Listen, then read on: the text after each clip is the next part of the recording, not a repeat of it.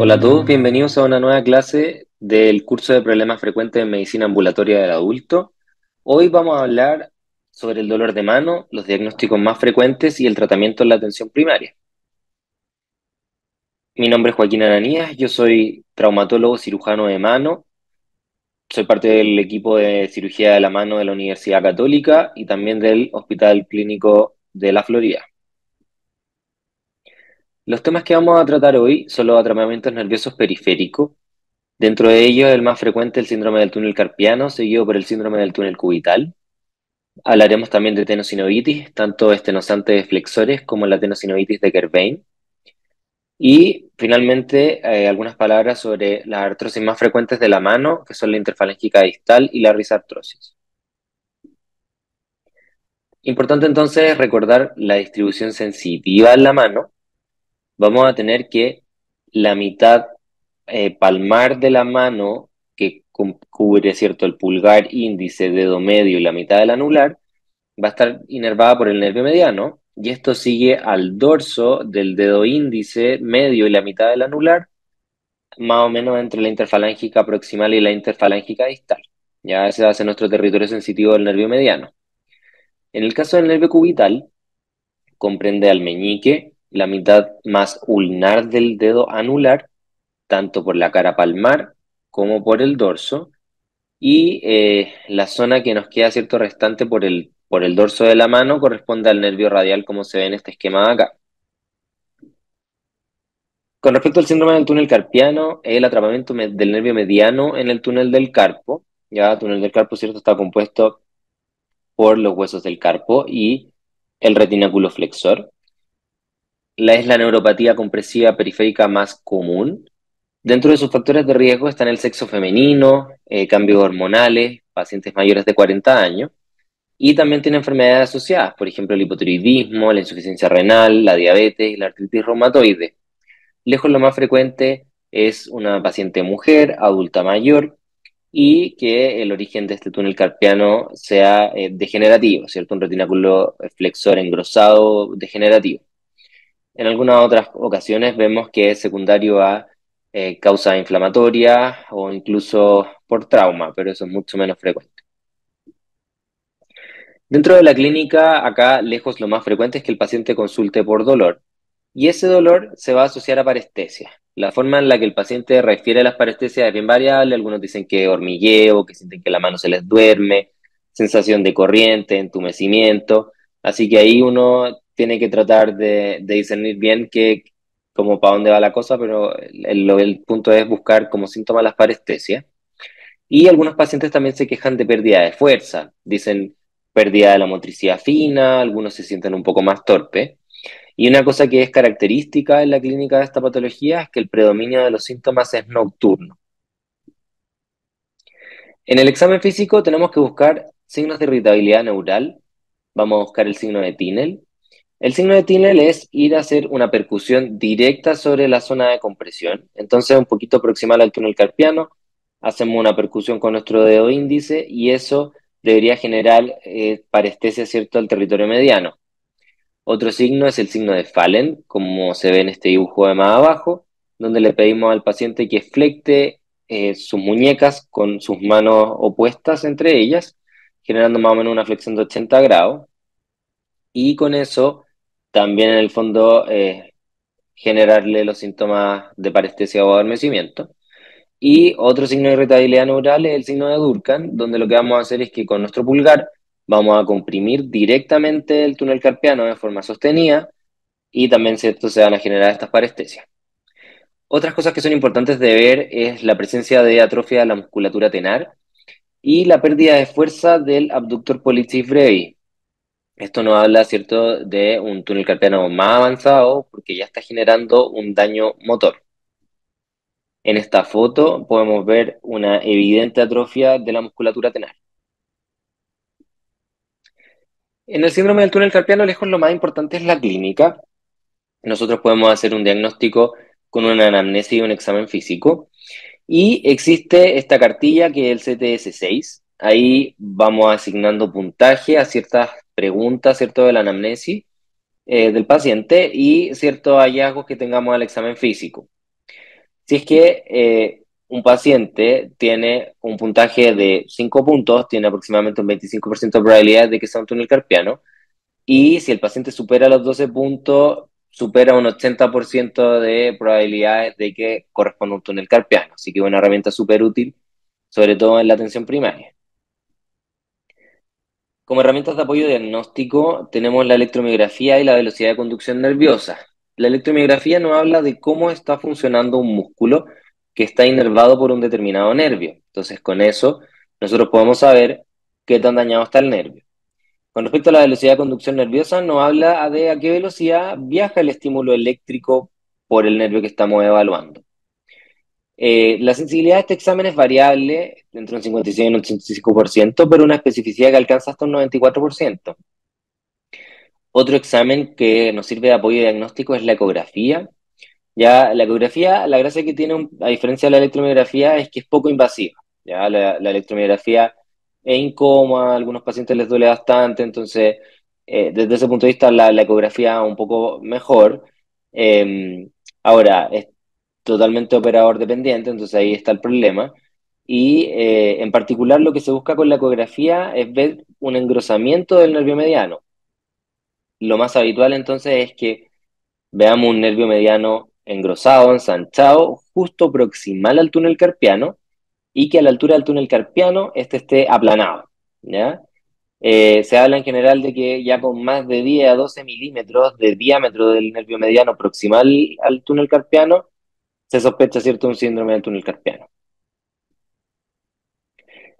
Hablando un poco del tratamiento, el tratamiento ortopédico es de primera línea. Habitualmente lo que hacemos es uso de órtesis nocturnas, como la que se ve en la imagen. Lo importante es que sean órtesis firmes con una barra metálica que impida la flexoextensión de muñeca. A veces los pacientes se compran unas cosas como tipo muñequeras que son blandas y que en realidad en el fondo no generan ninguna inmovilidad, entonces eso en realidad no sirve mucho para el túnel carpiano. Modificación de actividades, obviamente evitar los gatillantes. Se pueden usar neuromoduladores como la pregabalina, y lo que sí está avalado por la evidencia, además de la órtesis nocturna, es el uso de corticoides. Los corticoides pueden ser tanto corticoides orales, lo podemos usar en un curso corto, por ejemplo, prednisona, entre 20 y 40 miligramos al día por una semana, y también se pueden usar corticoides infiltrados, ya una infiltración directa sobre el túnel. En ese caso ya es mejor que lo haga un especialista, pero el uso de corticoides orales es una súper buena alternativa y también disponible en atención primaria. Con respecto a los AINES, pueden usarse principalmente para manejo del dolor. En aquellos pacientes en que nuestro manejo conservador fracasa, o pacientes que tienen alteraciones sensitivas permanentes, es decir, un paciente que al momento de la consulta nos refiere que tiene una hipoestesia permanente de los dedos, o aquellos pacientes con un déficit motor, ya sea que veamos cierta disminución de la fuerza o atrofia muscular, deben hacerse un tratamiento quirúrgico, ¿ya? Las alteraciones sensitivas permanentes y el déficit motor no hablan de un síndrome del túnel carpiano crónico con un avanzado daño del nervio, entonces es importante ir a liberarlo para impedir que siga avanzando, ¿ya? Entonces acá tenemos una foto intraoperatoria, acá ya se liberó el túnel del carpo, que es lo que se ve por acá al lado, este es el retináculo flexor ya liberado, y este es el nervio mediano. Acá, bueno, les muestro un poco la anestesia tipo Wallant. Ya Wallant es un acrónimo para Wide Awake Local Anesthesia No Tourniquet, o sea, anestesia local en un paciente despierto y sin torniquete. Dentro de la mezcla que hacemos, usamos epinefrina, eso nos ayuda, ¿cierto?, a controlar el sangrado, lidocaína, bicarbonato y suero fisiológico. Infiltramos a los pacientes en la salita de espera. ¿Ya? Acá pueden ver 4 pacientes del hospital a las que le hicimos la infiltración y están esperando su paso a pabellón. Hacemos, ¿cierto?, las incisiones sobre el túnel carpiano, la liberación como la vimos en la diapositiva anterior, y las pacientes se van inmediatamente después de eso para sus casas. Ya es un sistema bastante eficiente desde ese punto de vista. Con respecto al síndrome del túnel cubital, el segundo atrapamiento más frecuente, ya el atrapamiento del nervio cubital a nivel del codo, El nervio cubital se puede atrapar en otras partes, al igual que el nervio mediano, pero lo más frecuente en este caso es que sea en el codo. Y habitualmente la consulta es más tardía, ¿ya? Suele ser una sintomatología dinámica, bien dependiente de la postura que tenga el paciente, entonces en general se demoran un poquito más en consultar. La clínica también, principalmente parestesia o adormecimiento, ¿cierto? En la cara cubital de la mano, ya como lo vemos acá en amarillo en el dibujo. Y los pacientes también pueden referir dolor de medial del codo o del antebrazo. Al examen físico, de nuevo vamos a buscar signos de irritabilidad neural, vamos a buscar también el signo de Tinel, ¿cierto? En vez de hacerlo proximal al túnel carpiano, lo vamos a hacer a nivel del túnel cubital, ya que va a ser en el codo por medial entre la epitróclea y el olecranon. También podemos hacer un test de provocación en flexión, que eso generará una flexión profunda del codo. Podemos no comprimir el nervio y también ver si es que se generan los síntomas. Otra cosa que es importante es buscar atrofia de la musculatura interósea en la mano, ¿ya? Si se fijan acá, el músculo primer interóseo dorsal se ve bastante atrofiado, esto es bien característico de la neuropatía cubital. Debemos buscar también subluxación del nervio, eso quiere decir palpar el nervio cubital en su paso en el túnel y hacer flexo-extensión del codo y ver si es que el túnel se sale, perdón, si es que el nervio se sale o no de su túnel. Vamos a buscar el signo de Froment y la garra cubital, que los vemos en esta siguiente diapositiva. El signo de Froment corresponde a que uno le pide al paciente que tome un papel entre su dedo índice y su pulgar. Nosotros le vamos a tratar de quitar el papel al paciente. Él tiene que mantenerlo entre sus dedos, haciendo fuerza, ¿cierto?, entre el dedo índice y el pulgar, pero sin flectar la punta del pulgar. ¿Ya? Si es que flecta la punta del pulgar, está reclutando al flexor largo del pulgar y ese está inervado por el nervio interoso anterior, ¿ya? Entonces, en el fondo no va a estar alterado eso en una neuropatía cubital. En cambio, el aductor del pulgar es inervado por el nervio cubital. Entonces, un paciente con una neuropatía avanzada no va a poder hacerlo como se ve en la foto a la derecha y va a compensar haciéndolo como se ve en la foto de la izquierda, flectando la interfalange. Y la garra cubital corresponde a esta foto clínica del centro, donde vemos que hay una hiperextensión de la metacarpofalángica con flexión de las articulaciones interfalángicas, y eso, cierto, es por una pérdida de la musculatura intrínseca de la mano. En el síndrome del túnel cubital el diagnóstico también es clínico. Usamos estudios de apoyo diagnóstico principalmente en pacientes que son refractarios al manejo médico, en los que vemos alteraciones motoras. Ya les vamos a pedir una electromiografía con velocidad de conducción. La ecografía nos puede ayudar bastante a evaluar la subluxación del nervio, como es un examen dinámico. Podemos ver el comportamiento de este, ¿cierto?, en las maniobras de flexión y extensión. Y con respecto a la resonancia magnética, principalmente si es que tenemos la sospecha de que hay una compresión por algún elemento extrínseco o en pacientes con neuropatía cubital postraumática. Entonces, como causas del síndrome del túnel cubital, lejos lo más frecuente es la flexión mantenida del codo, ya sea durante actividad física, actividades laborales. Además de eso, podemos ver pacientes, ¿cierto?, que tienen algún trauma o alguna cicatriz postraumática que genera una compresión del nervio. Podemos tener alteraciones anatómicas, una variación anatómica descrita del anconio epitroclear, que por esta inserción anómala genera una compresión del nervio. Podemos tener algo que nos genere compresión directa, ya sea un ganglión, un tumor de parte blanda. Y podemos, ¿cierto?, como ya hablábamos, tener una subluxación del nervio y que a medida que el nervio se subluxa, se presentan los síntomas. Este dibujo anatómico es para demostrar que el nervio cubital en realidad no solo se comprime a nivel del túnel, podemos tener compresiones generadas a nivel de la cara más medial del tríceps, la arcada de Struders, más abajo del septum intermuscular medial del brazo, ya como decíamos el túnel, y un poco más abajo entre las cabezas del flexor carpio ulnaris. Entonces, esto en realidad no es tan importante para el diagnóstico, sino más bien para los pacientes que llegan a un tratamiento quirúrgico, porque vamos a tener que liberar todas esas zonas de compresión. El tratamiento ortopédico es de primera línea. Entonces, lo más importante acá es la educación del paciente en que hay que evitar la flexión mantenida del codo. ¿ya? O sea, explicarle a los pacientes que no pueden estar hablando 30 40 minutos por teléfono, que si los van a hacer, se pongan audífonos o que tengan el teléfono en altavoz. Eh, lo mismo al dormir, evitar dormir con los codos flectados.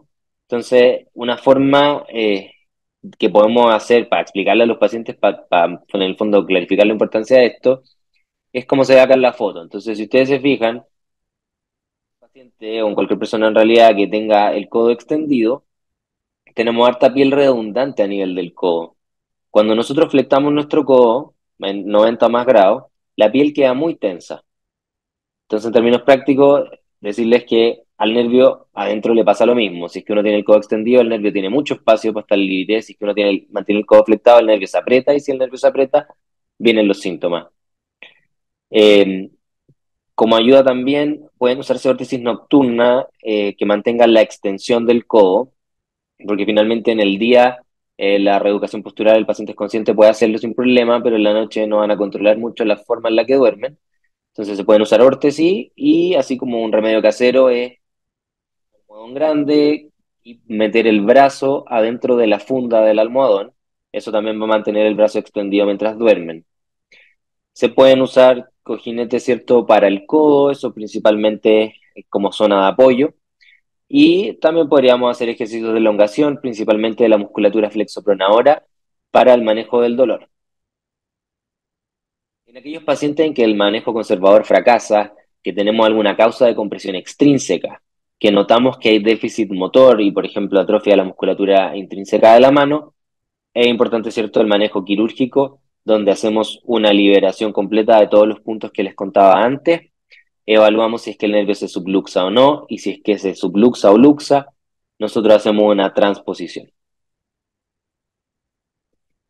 Con respecto a la estenocinovitis, la primera, ¿cierto?, del dedo en gatillo, es la tenosinovitis estenosante de los flexores, y acá lo que vemos es un impedimento a que la excursión suave de un tendón flexor. Entonces los pacientes empuñan y al tratar de estirar sienten que el dedo o se les engancha o sienten un resalte, y eso es principalmente la razón por la que consultan. En general esto es idiopático, ya en algunas ocasiones vemos que hay quistes dentro de la polea, ya que es la zona de compresión, eh, y a veces también sinovitis, inflamación, por ejemplo, en pacientes con artritis reumatoide o con alguna otra enfermedad de ese estilo. Entonces, dentro de la anatomía normal de los dedos tenemos poleas, ¿cierto? Están las poleas anulares que son 5 y las poleas cruciformes que son 4. En el dedo en gatillo el lejos la más frecuentemente afectada es la polea A1, ¿ya? Por lo mismo, como la polea 1 la más afectada, el dolor suele ser en la articulación metacarpofalángica por la cara palmar, como se ve acá en rojo en la foto. Los pacientes pueden sentir dolor, puede acompañarse del atrapamiento que comentábamos y el resalte a movilizar el dedo. La clasificación de Green, más que para aprenderse la clasificación en sí, es para explicarles que el dedo en gatillo es un espectro bastante amplio. Entonces, tenemos desde una historia de atrapamiento que puede no estar presente en el momento de la evaluación, y donde sí lo característico es que haya dolor a nivel de la polea A1. Luego tenemos la grado 2, donde hay un atrapamiento demostrado, pero el paciente logra hacer una extensión activa del dedo sin ayuda. En la grado 3, el atrapamiento también está demostrado, pero ahora el paciente requiere una extensión pasiva, o sea, él usa su mano contralateral para poder extenderse el dedo. Y finalmente, en el grado 4, que es bastante infrecuente, tenemos una contractura en flexión fija, o sea, el paciente llega con el dedo atrapado y no lo puede estirar con ningún medio. El diagnóstico acá también es clínico, la ecografía como complemento nos puede ayudar principalmente para ver si es que hay algún ganglión o alguna otra cosa que esté generando, ¿cierto?, el atrapamiento. Y la eco al ser dinámica también en el fondo se hacen las maniobras de flexo-extensión y se puede ver el atrapamiento. El tratamiento ortopédico siempre es de primera línea en los pacientes en estadios iniciales. Se pueden usar órtesis que movilicen la interfalángica proximal, obviamente modificación de actividades, en pacientes, por ejemplo, que hacen deporte, en que necesitan agarre, decirles que usen algún guante o que tenga algún cojinete en la zona de la metacarpofalángica corporal para que no les duela, y evitar, obviamente, la flexión sostenida de puño para que no se enganche el dedo. Usamos AINES ya para el manejo del dolor y la inflamación.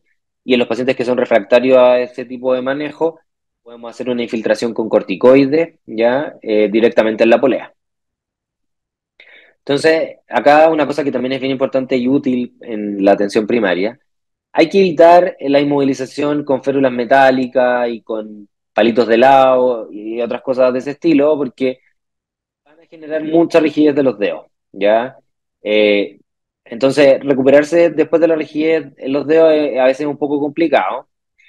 Y como alternativa tenemos el uso de la tela, ¿ya? Por ejemplo, esta es tela de seda, la ponemos a nivel de la interfalángica proximal, no tiene que ser cierto la metacarpofalángica que es la zona de dolor, sino que la ponemos acá en la interfalángica proximal y lo que hace esto es que el paciente al tratar de empuñar va a tener un tope, entonces no va a llegar a engancharse el flexor en la polea y eso nos va a ayudar a que, junto con el manejo con los antiinflamatorios, la polea se desinflame y el dedo pase sin engancharse. Esto lo usamos solo en la noche, ya en el día los pacientes son conscientes, evitan activamente hacer ¿cierto? Una flexión profunda para que no se les enganche el dedo, pero en la noche, obviamente durmiendo no se van a dar cuenta, entonces esta es una súper buena alternativa que funciona bastante bien. Para aquellos pacientes de los que eso no funcionó, como ya les contaba, hacemos una infiltración, podemos usar un corticoide como la betametasona en combinación con lidocaína y hacemos una infiltración directa sobre la polea A1. En aquellos pacientes que ya son refractarios a estas medidas de manejo médico o que tienen un tratamiento fijo, como hablábamos en la etapa 4, ahí ya hacemos un manejo quirúrgico, donde hacemos una liberación de la polea. Si se fijan, esto que se ve acá es la polea engrosada y acá abajo está el tendón flexor sano. En esta otra foto hemos tomado el flexor, ¿cierto?, con una pinza y lo estamos traccionando, viendo también la flexión del dedo y que ya no se atrapa. Con respecto a la tenosinovitis de Kerbein, es el atrapamiento de los tendones del primer compartimento extensor. Estos son el abductor largo del pulgar y el extensor corto del pulgar. Ya se ven en este diagrama acá. Tenemos factores de riesgo como factores hormonales, el puerperio y la actividad repetitiva. El puerperio pasa a ser una actividad un poco, o sea, un factor de riesgo un poco combinado entre hormonal y actividad repetitiva. Y lo vemos muy frecuentemente en mamás con guaguas chicas que en el fondo tienen edema propio por los cambios hormonales, pero además están cargando mucho a sus guaguas y forzando mucho el primer compartimento extensor. Así que es un grupo en el que vemos esta lesión con alta frecuencia. Entonces acá la clínica es un dolor en la cara más radial de la muñeca, con impotencia funcional y en ocasiones incluso con aumento de volumen bastante sensible. Dentro del examen físico, además de palpar el primer compartimento extensor y ver dolor localizado en esa zona, podemos hacer maniobras con cubitalización de la muñeca, como son los test de Akoff y Finkelstein, ya que están vistos acá en estas fotos, y eso también genera bastante dolor, siempre localizado en esta zona, ya es un poquito más proximal al estiloides del radio. El diagnóstico es clínico y la ecografía es un estudio complementario que nos ayuda principalmente a evaluar la presencia de gangliones u otras cosas que nos estén generando el atrapamiento. Muchas veces en el primer compartimiento existen algunos tabiques que generan un conflicto de espacio para los tendones que están dentro del compartimiento y eso genera más atrapamiento, ¿cierto? Inflamación y mucho dolor. El manejo ortopédico también es de primera línea. Acá usamos órtesis de pulgar. Si se fijan, es distinta a la órtesis que hablamos para el túnel carpiano. Solo inmoviliza el pulgar, deja el resto de la mano libre. Por lo tanto, es menos limitante. Ya acá los pacientes pueden hacer sus actividades laborales sin problema. Esta es de uso 24/7, ¿ya? Obviamente, modificación de actividades, evitar todas las actividades, ¿cierto?, que generen este gatillo del dolor, principalmente actividades de pinza y de fuerza, analgésico antiinflamatorio. Los ejercicios de elongaciones son un poco controversial. Hay gente que considera que ayudan bastante. Yo personalmente lo evito. La elongación del primer compartimiento es bien parecida a las maniobras que uno mismo hace para gatillar el dolor y hacer el diagnóstico. Entonces creo que al final incomodan más a los pacientes y que no ayudan mucho. Y una alternativa cuando las otras opciones no han funcionado es hacer una infiltración con corticoides tal como vimos para el dedo gatillo. Acá tenemos un esquema clínico, ¿cierto? Donde se está haciendo una infiltración directa en el primer compartimiento. Importante acá, la parte más técnica es que la rama sensitiva del nervio radial pasa por ahí muy cerca, al igual que la arteria radial, así que son puntos con los que nosotros tenemos bastante cuidado. En el caso de pacientes que ya son refractarios al manejo, proponemos un manejo quirúrgico con una liberación del primer compartimento. Finalmente, un par de palabras de la artrosis. Ya la artrosis más frecuente de la mano es la interfalángica distal. Habitualmente es primaria y degenerativa. Puede existir ciertos casos con artrosis postraumática y también artrosis con formas erosivas, principalmente en enfermedades inflamatorias. Habitualmente es una artrosis que es bien tolerada, tiene dolor, periodos de dolor fluctuante, y muchas veces los pacientes consultan más por la deformidad que por el dolor. Entonces, ya le he adelantado un poco, se presentan con dolor y deformidad, los clásicos nódulos de Heberden, ya que se ven en la interfalángica distal, los nódulos de Bouchard son los que se ven en la interfalángica proximal. Además de eso, pueden presentarse con quistes mucosos. Los quistes mucosos son como quistes sinoviales que aparecen en relación a la articulación, que en caso de lesionarse se pueden romper, se drena su contenido e incluso puede haber una infección secundaria. Y lo otro por lo que los pacientes pueden consultar es por una deformidad de la placa unguial. Ya eso dado porque el quiste sinovial genera una compresión a nivel de la matriz unguial y eso daña la placa. Acá entonces tenemos fotos clínicas, acá podemos ver un quiste mucoso, ya este quiste no está complicado en el fondo, no se ha roto ni se ha infectado. Y acá podemos ver otro paciente que tiene un quiste mucoso en esta zona y que si se fijan, la placa unguial está bastante deformada y es por el conflicto de espacio que genera el quiste sobre la matriz de la uña y por lo mismo la uña crece con esa deformidad. El diagnóstico es clínico y lo confirmamos con radiografía, ¿ya? Acá es súper importante que si estamos evaluando la patología de un dedo, la radiografía debe ser de dedo, no de mano, ¿ya? Entonces, podemos hacer un panorama general con una radiografía de mano, evaluar dedo por dedo con una proyección API lateral, cada uno de los dedos que duela, ¿ya? Y vamos a ver los signos clínicos radiográficos, ¿cierto?, de artrosis, que como lo vemos en el resto de las articulaciones del cuerpo, con disminución del espacio articular, osteofito, esclerosis subcondral y algunas veces con quisteo geodas. El tratamiento es sintomático, ¿ya? En general, estos pacientes los educamos bien, les explicamos la enfermedad, indicamos observación y analgésico, ¿ya? Se pueden usar paracetamol, AINE en periodos de más dolor, ¿ya? Generalmente no es necesario escalar mucho más en la escala analgésica para este manejo. Cuando son casos refractarios con mucho dolor articular, le ofrecemos una artrodesis. La artrodesis es una fusión articular. Nosotros vamos a sacar el remanente del cartílago y fusionamos la interfalángica distal, ¿ya? Entonces eso deja la punta del dedo fija, pero teniendo una interfalángica proximal móvil, ¿cierto? Y una metacarpofalángica también, funcionalmente eso anda súper bien. Y en los otros casos, en los que hacemos un manejo quirúrgico, es cuando tenemos quistes mucosos complicados, ¿cierto? Cuando se rompen, o cuando se infectan, o cuando ya son muy grandes, hacemos una resección en pabellón. Finalmente, la risartrosis proviene, la palabra risartrosis proviene del riesgo risa, que significa raíz, ya es la artrosis de la raíz del pulgar. O sea, básicamente de la articulación trapecio-metacarpiana. Es una patología que ya decíamos bastante frecuente, uno la ve en el 25% de los hombres y en 40% de las mujeres mayores de 75 años. Se presenta como un dolor de la base del pulgar, entonces uno podría decir es similar a la tenosynovitis de Kerbein, efectivamente es un diagnóstico diferencial, pero este dolor es más distal, ya es en la base del pulgar. En la tenosynovitis de Kerbein, ¿cierto? Lo teníamos más a nivel de la muñeca.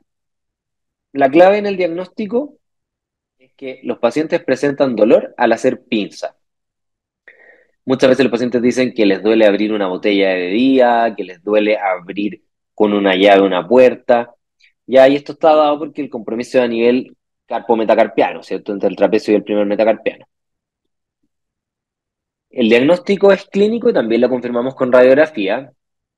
Dentro del examen físico vamos a buscar el squaring, que es lo que vemos acá. Si se fijan, se genera un borde agudo en la base más radial de la mano, ¿ya? Y esto puede pasar después a ser un pulgar en Z, ya donde tenemos el mismo squaring, pero el metacarpiano, el primer metacarpiano empieza a cerrarse, se empieza a acercar al segundo, se cierra el primer espacio intermetacarpiano. Y consecuente con eso, la falange proximal empieza a extenderse. Y el paciente, para poder lograr hacer una pinza, flecta la interfalángica. Entonces tenemos ciertas deformidades compensatorias y que generan una Z. Y lo otro que es característico es el green test.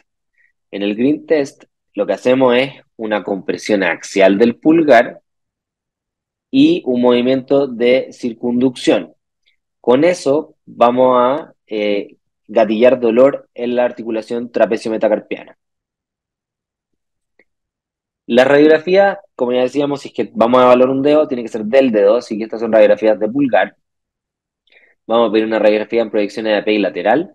Y hay una proyección especial que es la proyección de Roberts, que es la que se ve acá, donde hacemos una hiperpronación de la mano.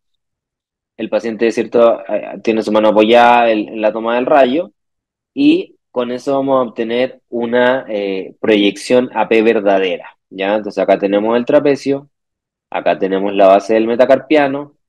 Si se fijan, tiene una artrosis ya moderada avanzada, tiene un poquito de subluxación, ¿cierto? Tiene una disminución asimétrica del espacio articular, ya tiene un osteofito grande por ahí, así que eso es bien característico. El tratamiento también es sintomático, observación. Le decimos a los pacientes, ¿cierto?, que hay que cambiar a cierto, la forma de hacer alguna actividad, entonces evitar la pinza. Ejemplos prácticos para eso, por ejemplo, si se va a tomar una taza de té, en vez de tomar la taza haciendo una pinza, es mejor que tome un mag o un vaso grande que lo pueda agarrar con la mano completa. En cuanto a la analgesia, usamos paracetamol, antiinflamatorio, y tenemos algunas órtesis específicas para risartrosis, ya que son las órtesis tipo push, que son como la que se ve acá en la foto. Es una órtesis que específicamente va a estabilizar la trapecio metacarpiana, abriendo el primer espacio intermetacarpiano, lo que le da bastante alivio a los pacientes y son órtesis que funcionan bastante bien. Como alternativa, y dependiendo un poco de qué tanto compromiso articular tengamos, podemos hacer una infiltración con corticoides. En un paciente con una risartrosis muy avanzada, muchas veces prácticamente anquilosada, no hay mucho espacio articular y es difícil infiltrar dentro de la trapecio metacarpiana, pero es una alternativa. Y en los casos que son refractarios a este manejo, podemos ofrecer un manejo quirúrgico donde incluimos la trapeciectomía, o sea, sacar el trapecio, a la que podemos no agregarle una suspensión, ya que eso se hace con distintos tendones y distintas alternativas, pero eso obviamente es manejo del subespecialista. También está la opción de la artrodesis, que esto en realidad es para pacientes más jóvenes que hagan trabajos de fuerza. Y más en boga el último año la artroplastía, o sea, una prótesis de la articulación trapecio-metacarpiana. Esta fue la presentación de dolor de mano, de sus diagnósticos más frecuentes en APS. Si es que tienen alguna duda, háganla llegar a través de la organización del curso y las vamos respondiendo. Espero que les sea útil y que tengan un muy buen día. Muchas gracias.